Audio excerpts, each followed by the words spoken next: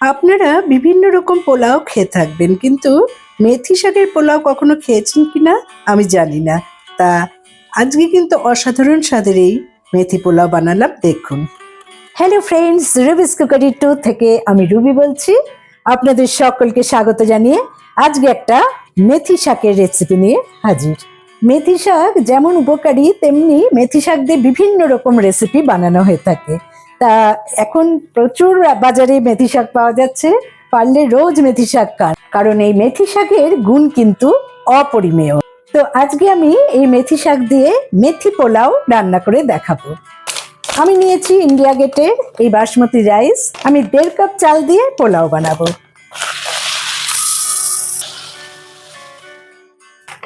তো নিয়ে নিচ্ছি 1.5 কাপ বাসমতি চাল।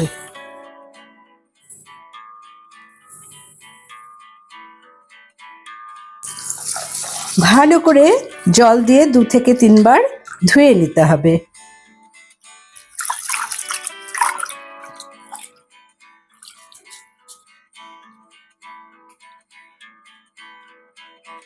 দু থেকে 3 বার আমার এই চালটা ধোয়া হয়ে গেছে এবং এখন আমি প্রায় আধ ঘন্টার জন্য এটাকে সোক করব। আমি এখানে 1 আঁটি মেথি শাক নিয়ে এসেছি বাজার থেকে। এই মেথি শাকগুলোকে একটু বেছে নিতে হবে, কিছুই না, এই বড় বোটাগুলোকে ফেলে দিয়ে সামনের থেকে এই পাতাগুলোকে ছিঁড়ে নিতে হবে। তা আমি একে একে সমস্ত মেথি শাকগুলো বেছে নিচ্ছি।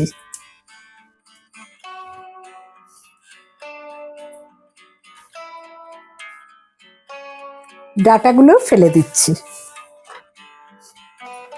মেথি শাকগুলো দেখুন বাছা হয়ে গেছে, ভালো করে ধুয়ে নিতে হবে। আমি শাকটাকে ভালো করে ধুয়ে একটা চালনির মধ্যে রেখেছি যাতে ভালোভাবে জলটা ঝরে যায়।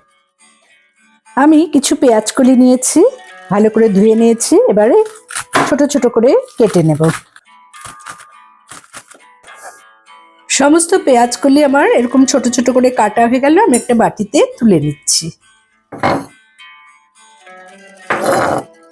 খুব বেশি রকম জিনিস আমি এখানে ব্যবহার করছি না। এখানে পেঁয়াজগুলি আর মেথি পাতাটা রেডি করে রাখলাম, আর কিছু মটরশুঁটি রেখে দিলাম, আর সামান্য গাজর আমি সরু সরু লম্বা লম্বা করে কেটে নিচ্ছি। আমি এখানে হাফ গাজর ইউজ করছি।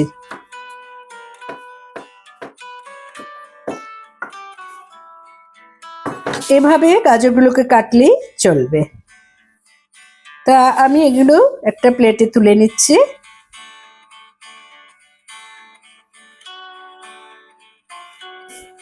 আমি কিছু ধনেপাতা নিয়ে নিচ্ছি,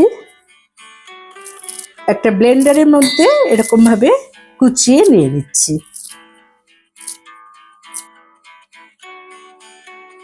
সাথে নিয়ে নিচ্ছি 7-8 কোয়া রসুন আর 2টো কাঁচা লঙ্কা। সামান্য জল অ্যাড করে আমি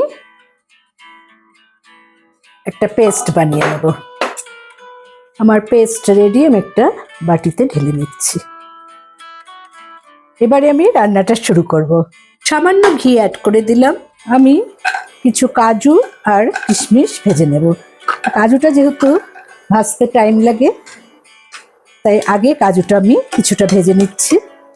এখানে 30 গ্রামের মতো কাজু আছে। এবারে দিয়ে দিচ্ছি কিশমিশ। কিশমিশও প্রায় 30 গ্রাম। কাজুতে যখন এরকম রং আসবে তখন আমার বুঝতে হবে যে ভাজাটা হয়ে গেছে। আমি এবার ঢেলে নিচ্ছি। দেখতেই পাচ্ছেন কত সুন্দর কালারটা এসেছে। মোটামুটি সবই জোগাড় হয়ে গেছে। এবার আমি পোলাওটা শুরু করছি। বসিয়ে দিলাম একটা হাঁড়ি। এবারে এতে আমি দিয়ে দিচ্ছি 3 টেবিল স্পুনের মতো রিফাইন্ড অয়েল, সাথে দিয়ে দিচ্ছি 1 টেবিল স্পুন ঘি।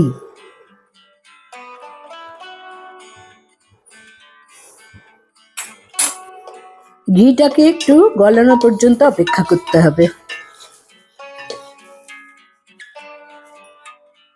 আমি নিয়েছি এখানে গোটা জিরে, 4টে ফাটানো এলাচ, কিছু গোলমরিচ আর 4-5টা লবঙ্গ। সব কিছু এতে দিয়ে দিলাম। এখানে হাফ টিস্পুন জিরে, 4টে ফাটানো এলাচ, 4-5টা লবঙ্গ আর 4-5টা গোলমরিচ আছে। দিলাম কুচিয়ে রাখা 1 ইঞ্চি আদা।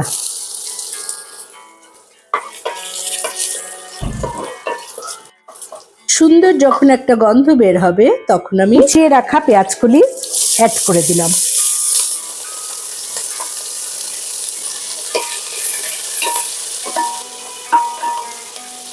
দু মিনিটের মতো ভাজা হয়ে গেছে। এবারে আমি দিয়ে দিচ্ছি লম্বা লম্বা করে কেটে রাখা গাজর।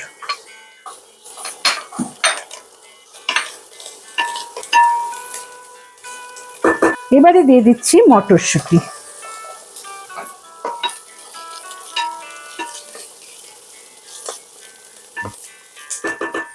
ধনেপাতা আর রসুন বাটা।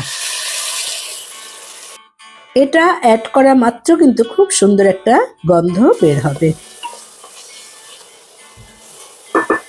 এবারে আমি দিয়ে দিচ্ছি মেথি পাতা। সব কিছু ভালো করে মিশিয়ে নিচ্ছি এবং এটা প্রায় মিডিয়াম টু লো ফ্লেমে ভেজে নেব। দিলাম স্বাদ মতো লবণ।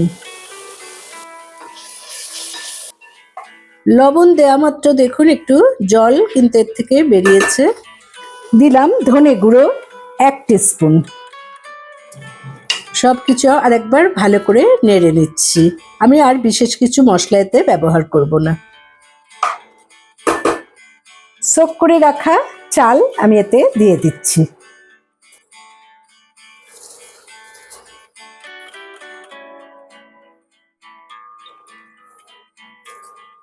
দিলাম 1 টেবিল স্পুন চিনি।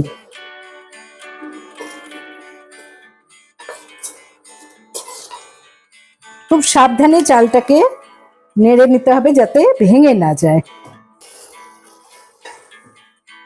মিডিয়াম ফ্লেমে 2 থেকে 3 মিনিট ভালো করে এটা নেড়ে নিতে হবে। 1.5 কাপ চালের জন্য আমি 3 কাপ জল আলাদা করে ফুটিয়ে নিয়েছি। সেই ফুটন্ত জল আমি এখানে অ্যাড করে দিচ্ছি ধীরে ধীরে। হাই ফ্লেমে আমি জলটা অ্যাড করেছি। সব কিছু ভালো করে নেড়ে দিচ্ছি আর একটু ফুটে উঠলেই আমি এটাকে মিডিয়াম ফ্লেমে প্রায় 5 মিনিটের মতো ঢেকে রাখলাম। 5 মিনিট পর দেখুন চালগুলো 80% মতো সেদ্ধ হয়ে গেছে। এখন কিন্তু আমি একটু নেড়ে নিলাম। মোটামুটি জলটা শুকিয়ে গেছে। এই অবস্থায় বেশি নাড়াচাড়া করার দরকার নেই। আমি ঢাকা দিয়ে দিলাম আর ফ্লেম অফ করে একটু ঠান্ডা হতে দেব।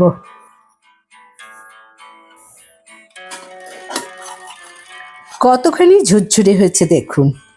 আমি এতে দিয়ে দিচ্ছি গোলমরিচের গুঁড়ো 1 টিস্পুন। খুব আলতো হাতে আরেকবার আমি সব কিছু একসাথে মিশিয়ে নিচ্ছি।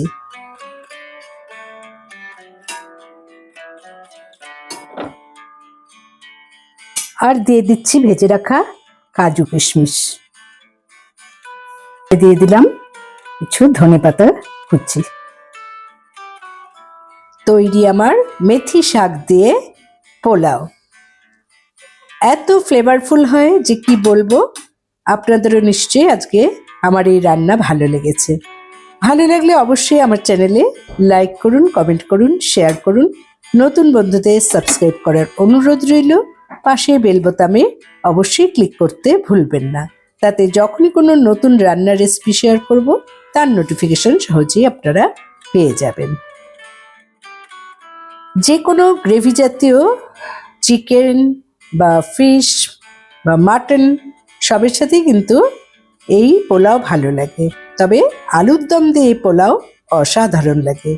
নিরামিষ দিনে অবশ্যই এটা রান্না করে খেতে পারেন।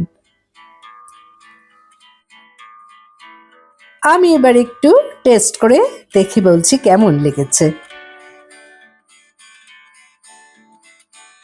অসাধারণ। Thanks for watching.